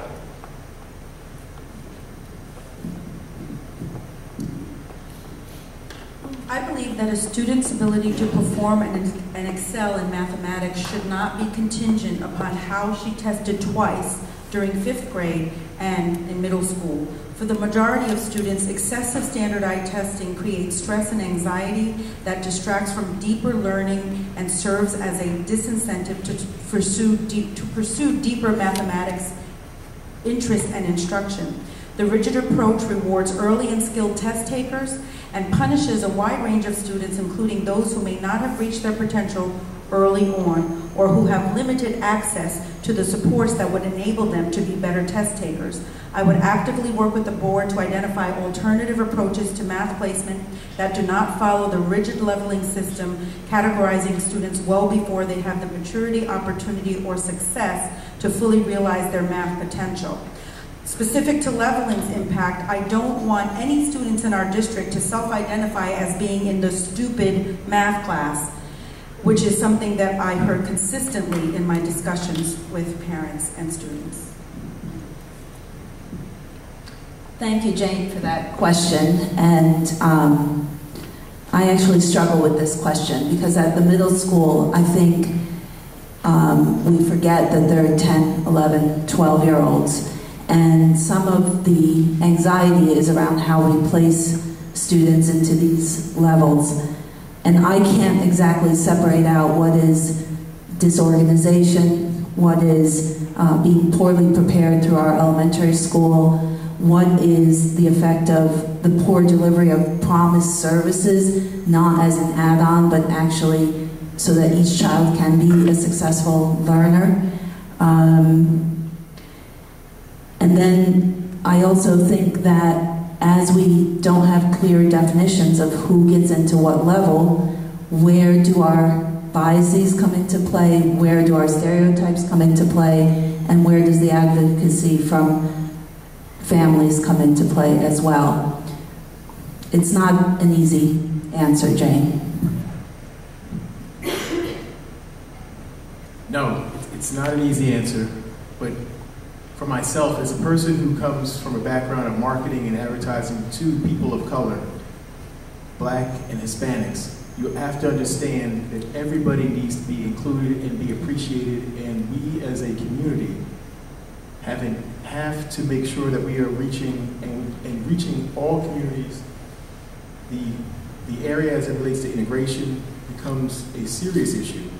because kids are affected at a young age, and we need to make sure that we are including and working within criteria, within curriculum, and making sure that all communities are being spoken to.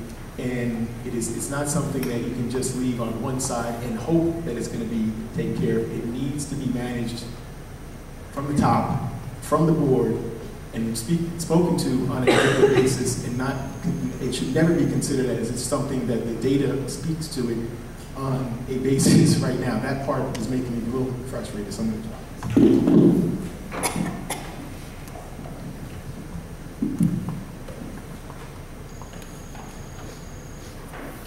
Jenny Lindstrom.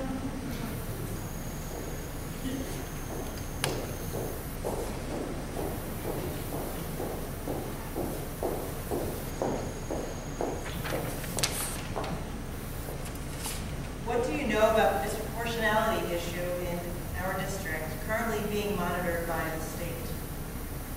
The issue is disproportionality. In terms of what? In terms of what? In terms of placement of Black boys in special programming, in terms of this restricted environment. Who'd like to start? How about we do it that way? Who'd like to be the first to answer? Can I have the question read a little louder, please? What do you know about this issue in South Orange Maplewood School District currently being monitored by the state? I'll start.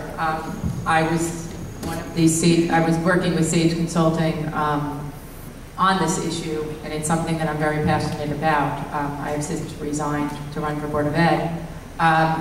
The data is very clear. We have a big issue with I can't get the word out, but I can tell you that the data is clear that there is a problem. And the numbers show that.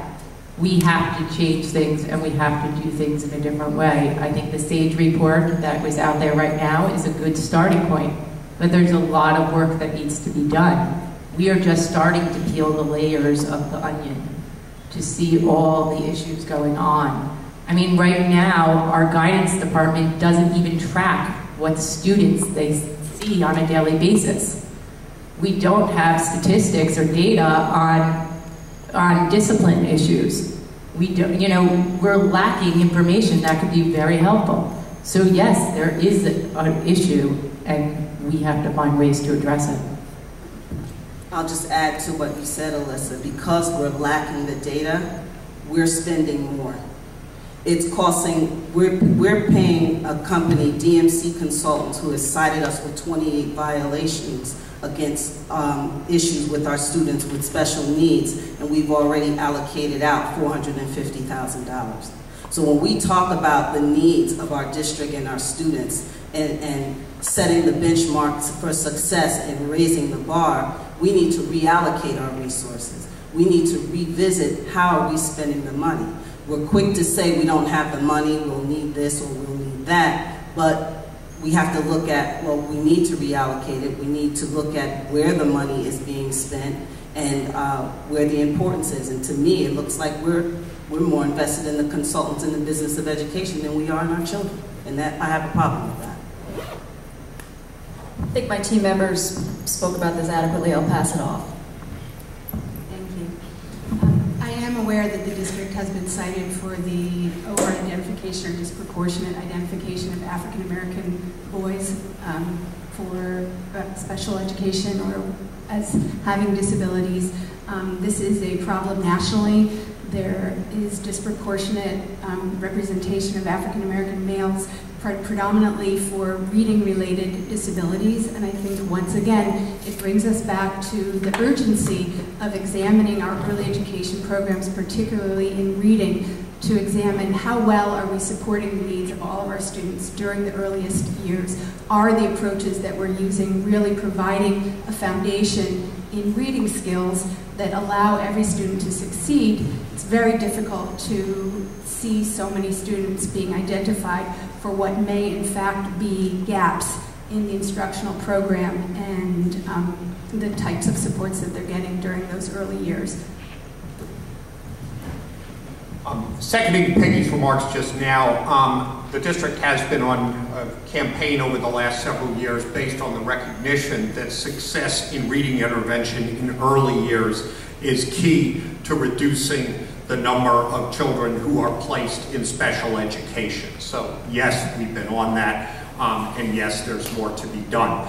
I would also note that in special education, I think, and I thought Jane might be asking us about that, thank you for her activism in that field as well as the question she asked us on. I think a big part of it is working in a way that gets us in an environment of access and choice, to be thinking about whether we can bridge with the idea of all students, in essence, being regarded as learners who have, if we want to call it that, an IEP or individualized educational instructional plan. You know, we've got to think creatively about getting beyond the sort of traditional barriers between special education students and general education students. So there's just been a lot of misinformation presented, so I just want to clarify a couple of things. So we have been cited by the OCR for disproportionality. We do have a consultant, SAGE consultant, looking into this. And what they found is that there were approximately 56 students suspended out of the 1,900 students in our high school. The problem is most of these students are boys. They're boys of color, and they're special ed. Many of them have special ed classifications. So the other result of the SAGE consultant report was that we have a lot of data gaps. So we don't know really what these students were cited for, or a lot of data behind just those numbers. I think one of the things that we need to do in this district is better educate our boys, especially our boys of color, who either get marked as discipline problems or leave the district because it doesn't offer enough challenge. I think this data that we have found should be an impetus for us to finally act on the gender achievement gap. I would concur that the disproportionality issue is specific to a disciplinary challenge that we are having in the district. During the Civil Rights Challenge and all of the recommendations and data that was presented, they found unequal punishment for equal transgressions from the general population. So in other words, African-American boys and special needs kids who did the same bad, naughty things got in trouble more than white boys who did the same naughty things. That is why we got in trouble. So there are differences in suspension rates. There are differences in detention rates.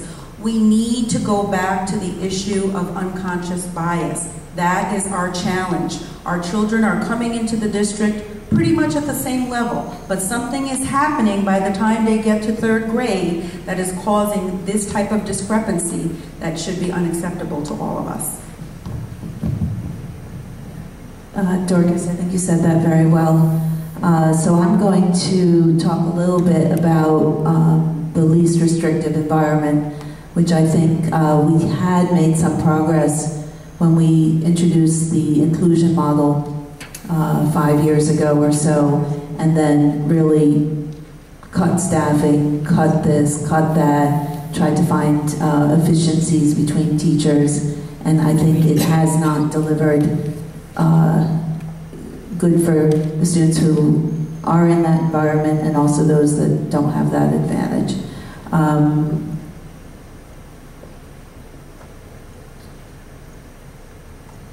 I think it goes very deep into how we look at children, and are we going to look at children as the sole responsible for everything that they do wrong, or are we looking at them and blaming them for doing wrong, or do we look at them as they're our children and we need to help them find their way? Thanks, Anne Marie.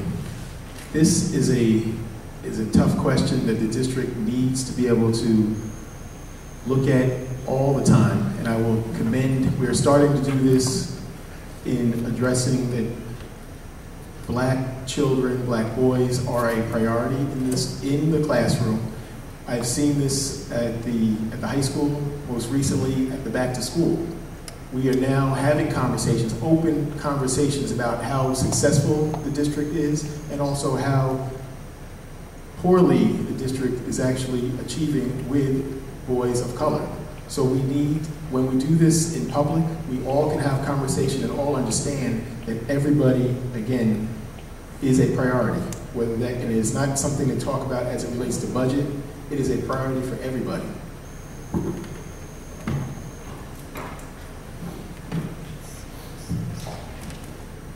Mary Barber.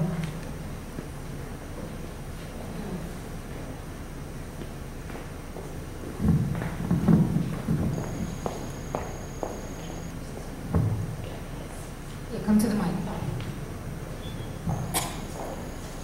Thanks. So you all spoke, I think almost all of you spoke really eloquently about how art and music is critical and must be supported by the budget. Can you please now speak about how you will support those children who will benefit from more hands-on learning that can be found in science and other subjects? And I'm not just talking about high school. I'm talking about young children who will find access to multiple information and discipline through hands-on learning.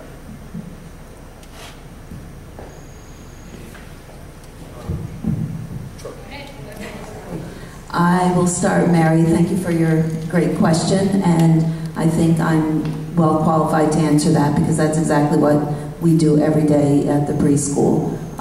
We have manipulatives, we have different sensory inputs to really allow children to learn and explore their world, to make sense of their world.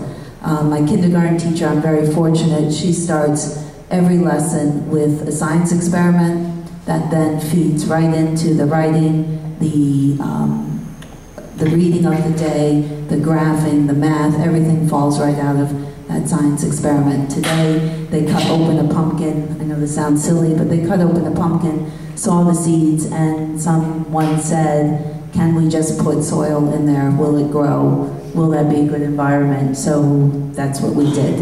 And I don't think it's that hard.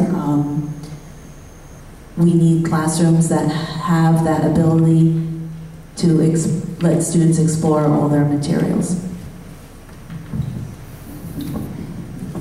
Thanks for your question, Mary. I would like to use as an example my new kindergartner at Clinton School, Daniela Gillat. Her experience in her enrichment program, All About Play, is indicative of what we need to bring more into the classroom, and supports that allow for the kind of motor skill support, wiggliness management we call it, because it helps her to focus all of that energy that we know our 5-year and 6-year-olds have. And also it gives her an identification of tactical senses that she cannot necessarily verbalize, but we can start to see how it helps her manage and focus and concentrate. And these are all skills that she needs now in order to be able to pull through when those skills are important for learning across the board from an academic perspective. I'm not an education expert, so I'm not really sure how to answer that question other than to say I completely agree with you. I feel like my elementary school my children who are in elementary school have not and don't get enough of that at all. And as a board member, I am committed to having more than just, you know, them coming home with a certificate once every 3 months that says they did some high-touch experiment. It's ridiculous. But this is part of the reason why I'm running with Peggy, because this is what she does. We are missing a critical, I guess, skill on the board, which is somebody who truly understands K-12 curriculum and good, you know, good teaching. And I think this is where she's going to really be able to do a great job. What I can do as a board member is just reinforce my commitment to what you're asking for and try to push administration in that direction as well. Okay, with your statement, Manu, I'm going to give it to Peggy to then give back to me. Thanks. Thank you. Thank you for that question. And I actually published an op-ed piece today in the Village Green that does speak in somewhat direct terms to this issue precisely. And that is the fact that in recent years, we've become really fully invested in an approach to language arts instruction through reading and writing workshop models that unfortunately has a side effect of really marginalizing the teaching of science and social studies in our elementary schools. And because those are subject areas that really do lend themselves to hands-on learning and more active learning, it's really done a disservice to our students in the lack of opportunities for them to engage in that kind of learning, as well as the lack of opportunities for them to really learn reading and writing around exploration of rich content. So I think that a re-examination of our curriculum, something that I as a board member would advocate for, can help us move back or kind of readjust our approach to really get at a very balanced approach to elementary instruction.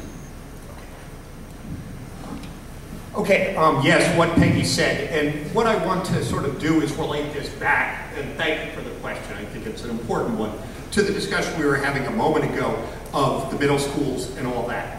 That is, if we're thinking about science in the middle schools, you know, can we think about options that involve, yes, you know, hands-on learning, bringing people together in terms of teamwork, and yes, orientation toward content, facts, and so on.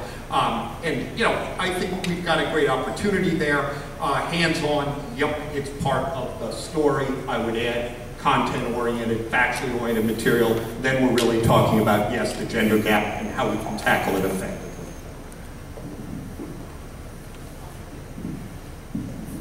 Thank you for the question. I'm a former STEM coordinator, and I speak nationally on the idea of infusing maker spaces and the makers movement into the classroom. I also consult with school districts on how to do that and have won grants to build maker spaces into schools. It's something that I am very, very passionate about and believe that we must have more in. Our schools do not have enough of this in our schools right now. K through 12, I'd love to see it brought in. I talk about it from the point of a library, but I also talk about how to bring it into the curriculum and have had the knowledge and expertise. I've written curriculum on bringing maker spaces into the classroom. It is something that we must do because it really gets kids involved. They learn how to make and build, and they learn that failure happens, and they learn how to grow from it.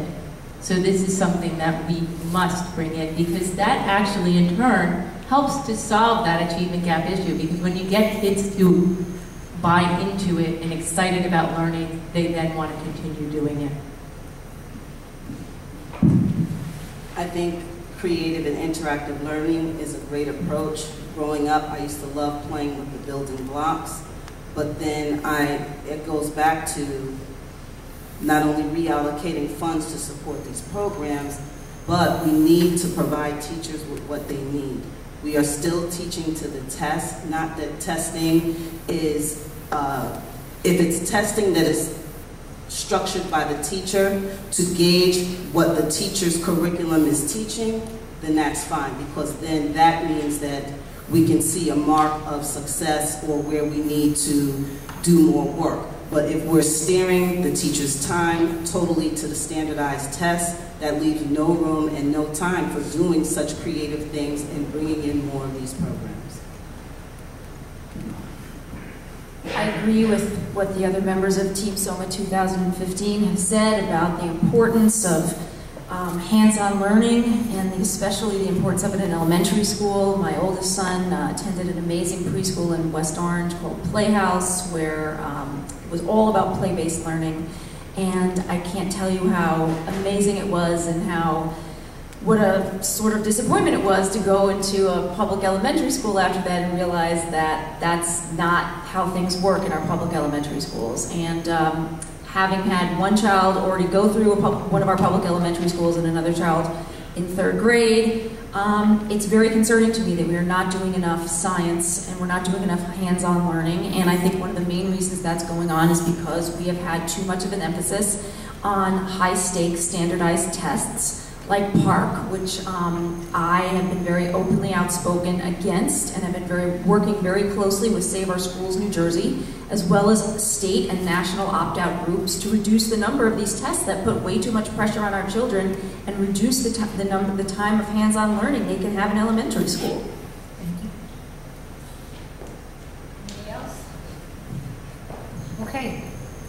like to thank everyone for coming, and I'd like to thank you all for your questions. We still have a lot of questions left. We have, quite a number of cards here, but it is now a little bit after 9, and I need to give time to the candidates to give their closing statements.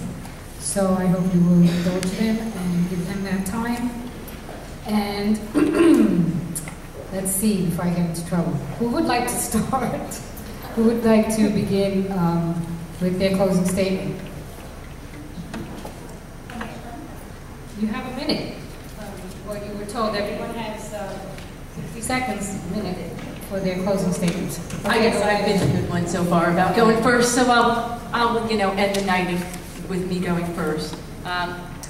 My SOMA 2015 teammates and I have spoken on the campaign trail about the need for better communication, more common sense, and the courage to make the tough choices. We believe in being transparent and listening to all stakeholders, especially the students. Over the past few years, our board and our administration have lost touch with reality. We become so focused on metrics and data analysis, and we're not observing or addressing what's actually happening in our schools. Anyone who knows me will tell you I am very passionate about education. I'm excited to have the opportunity to bring my passion and drive and expertise to the board. I've chosen to run with 2 equally passionate women who share my love and my concern for the school district. We are honored to have the endorsement of our teachers union, something that has not happened for almost a decade. If elected, Marion Rabb, Chanel Roberts, and I will work hard to build our schools back to their former glory and provide a safe, challenging environment for all students. Thank you, Alyssa. The current policies in place do not reflect the diversity and culture of our community. That's the bottom line. And I want to thank the Community Coalition on Race because you're on the innovative edge, for lack of a better word, in helping the communities to bridge these gaps. However, we need to bring these silos together in a partnership. All the stakeholders, the teachers, the parents, engaging, rallying behind the new superintendent, attending the Education Summit, providing him with this information so that we can resolve the issues here that are at stake. We've been talking about achievement gap for decades, from what I understand, prior to me even moving to the district. And I would think in this day and age, we would have moved past this. Our neighborhoods are clearly diverse, but our schools don't reflect that diversity. And that's something that's going to take all of us to make that decision to do.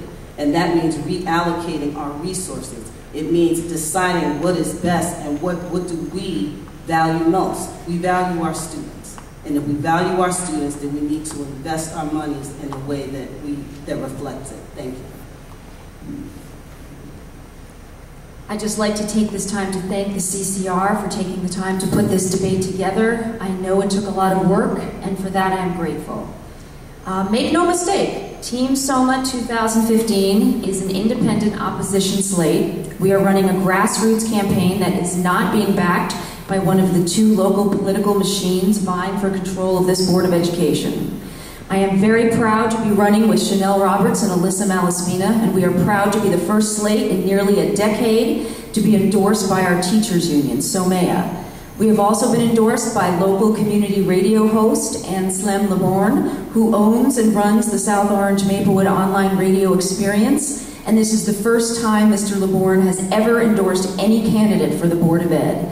He did so because he said he believes that our schools are at a critical juncture and we need some new voices who have the courage to make some of the difficult changes that we need to move our district forward.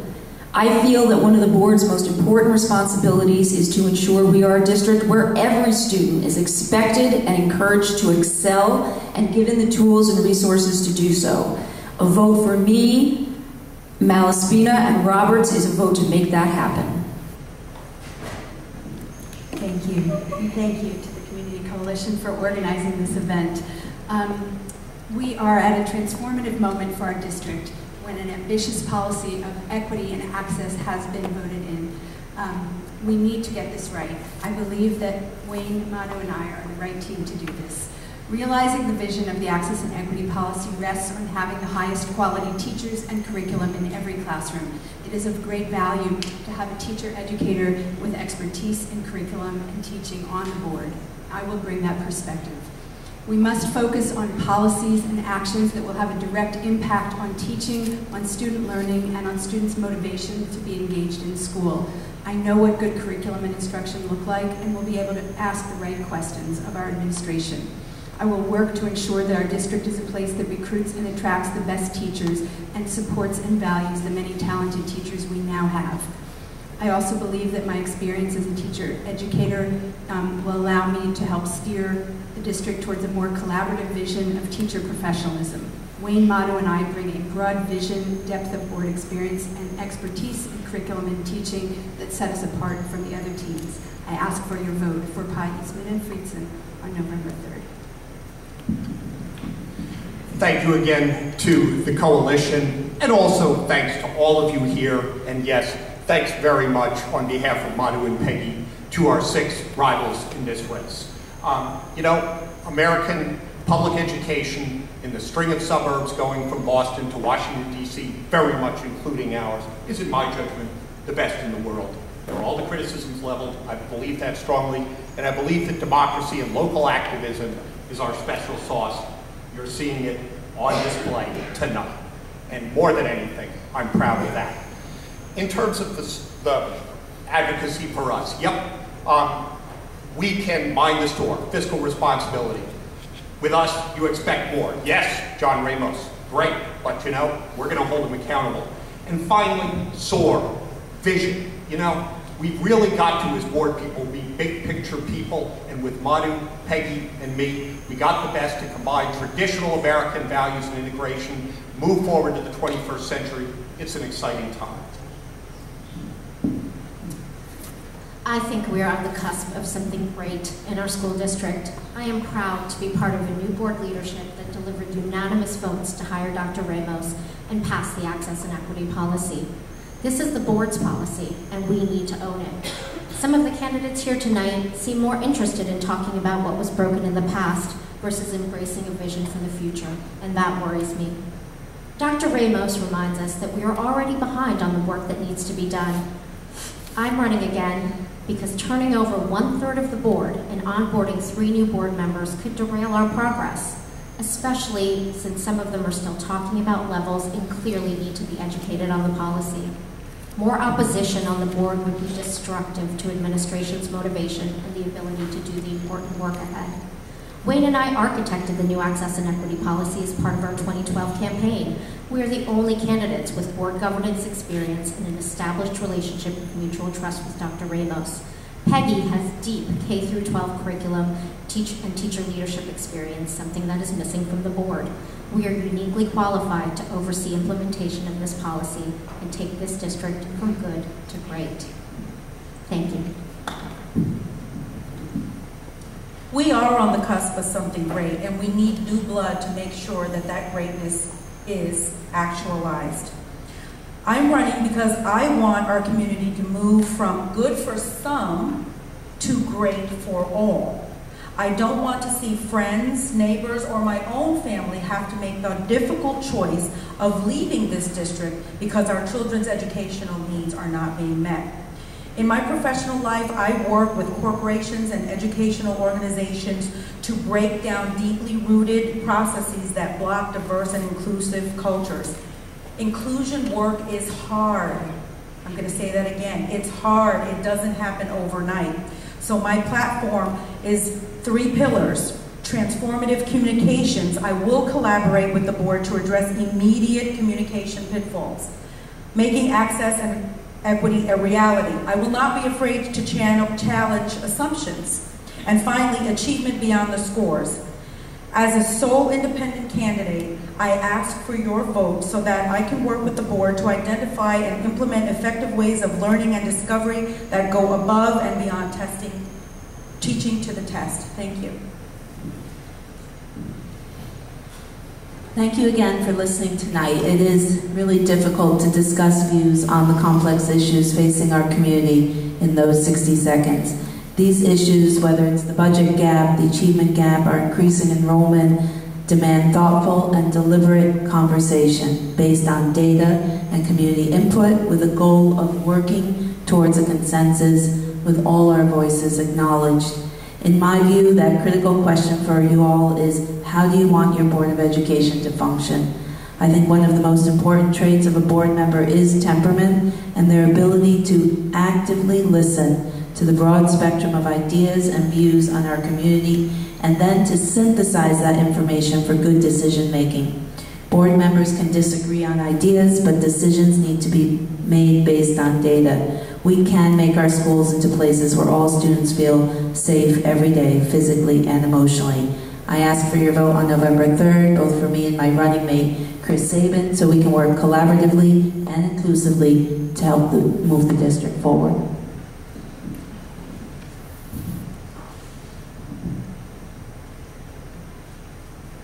We need equity for all, and we need it now. Equity for all starts with building trust. Equity for all starts with respect. Equity for all starts with positive engagement and healthy relationships. Finding each child's untapped potential is something that Equity for All will do. Now, our district needs to learn how to look at every child in a unique way so that it can capture their great capabilities.